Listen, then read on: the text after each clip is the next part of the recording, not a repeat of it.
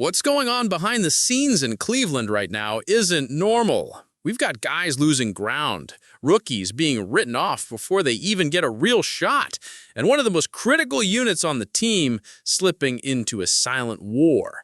And right in the middle of all this chaos, a new name is started to shake things up. The season hasn't even kicked off yet, and the drama's already on full blast. Buckle up, because you're not gonna believe what's coming. What seemed like just another behind-the-scenes shuffle might have sparked a low-key crisis in the Browns' receiver room. Diontae Johnson, former Pro Bowler, came to Cleveland with expectations to be a big-time weapon on offense. But something shifted, and fast. While all the buzz was around Judy and Tillman, someone else started popping up during spring practices more than expected. Jamari Thrash. Yeah, the same Thrash who barely saw the field last year. Just 142 snaps and 3 catches. 3! But the coaching staff, they're seeing something different behind the scenes. Something big. Veteran columnist Terry Pluto from Cleveland.com dropped the bomb. Thrash hasn't just carved out a role, he's jumped ahead of Johnson on the depth chart. If the season started today, it'd be Judy as wide receiver 1, Tillman as wide receiver 2, and Thrash as wide receiver 3. And Johnson on the outside looking in. Now that could be chalked up to normal competition if Johnson was even showing up hungry. But that's the thing. He didn't show up. No public explanation, no noise.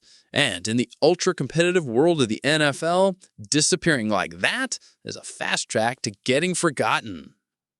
Remember when Johnson was the guy in Pittsburgh? Back in 2021, he racked up over 1,100 yards and 8 touchdowns. But it's been all downhill since. 3 teams in 1 year in 2024. And now when he's got a shot to prove himself on a team desperate for receiver help, he vanishes. That's where the real strategy shift hit. The Browns didn't draft any wideouts. And in free agency, Johnson was it, which means if you fall behind now, good luck clawing your way back. With this offense still trying to find itself, every practice, every route, every snap is make or break. So the big question, does Johnson still have it? Or has the window already slammed shut? Fans are split. Some still believe he can bounce back if he locks in mentally. Others, though, they're already sold on what Thrash is bringing to the table. And honestly, it's hard to blame them. The race is wide open, but deep down, it kind of feels like someone already closed the door. And if that's already shaken up the locker room, get ready, because the next bombshell involves the most critical position on the team and what might be a quiet betrayal of the Browns' original game plan. And just maybe, patience with Shedeur Sanders is already running out. When the Browns picked Shedeur Sanders in the 5th round of the draft, it felt like a bold but intriguing move. A young quarterback, big personality, son of a legend, raw potential that with the right coaching could turn into something real. But this story started to crack before he ever threw a pass. Now, rumors are surfacing, coming from respected sources, that the Browns might already be looking past him. Joe DeLeon from Pro Football Network reported that Cleveland could be eyeing Fernando Mendoza as the #1 quarterback in the 2026 draft. Yeah, next year's draft. That prediction hit like a gut punch, because if you believe in Shedeur, why would you use your top pick just 1 year later on another QB? The answer's between the lines. Shedeur was a 5th-round pick, and while guys like Tom Brady are rare exceptions, the cold reality is harsh. Most QBs drafted that late never become franchise guys. They don't get time. They don't get room for mistakes. Mendoza, on the other hand, is being hyped as a rising monster. Played at Cal, then Indiana.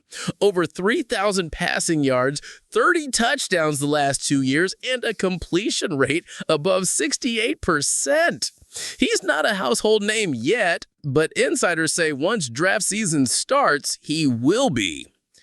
So now the question hanging in the air, are the Browns really about to give up on Shedeur before he's even had a full shot?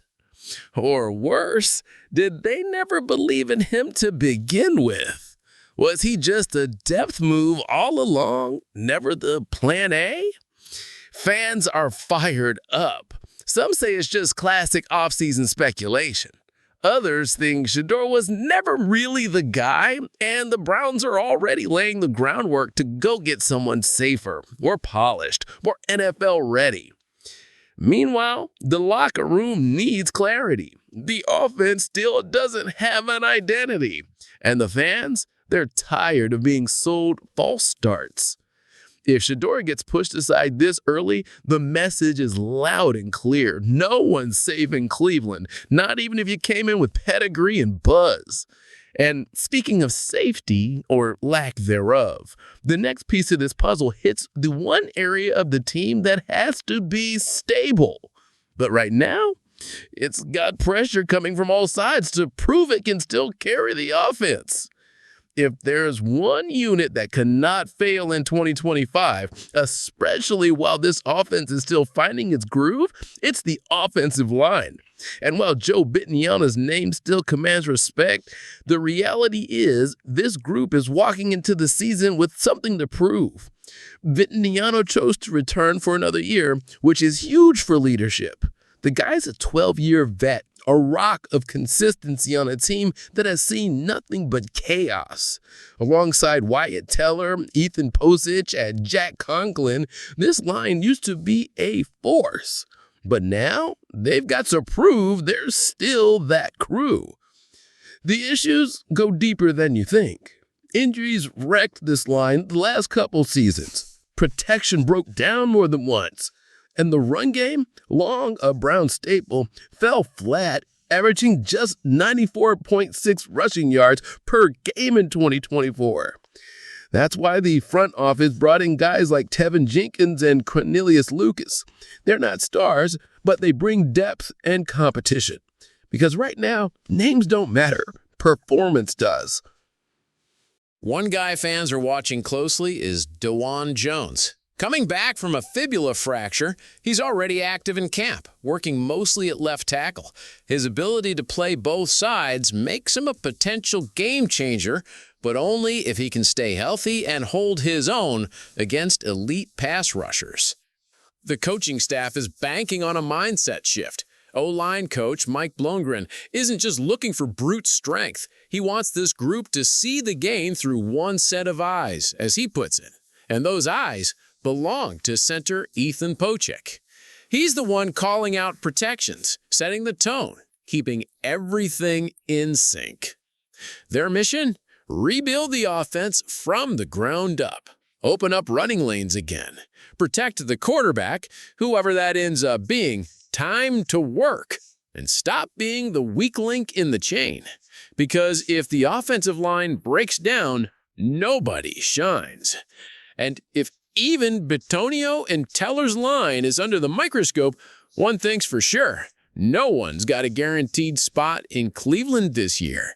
Every snap's a fight. Blink and you're gone.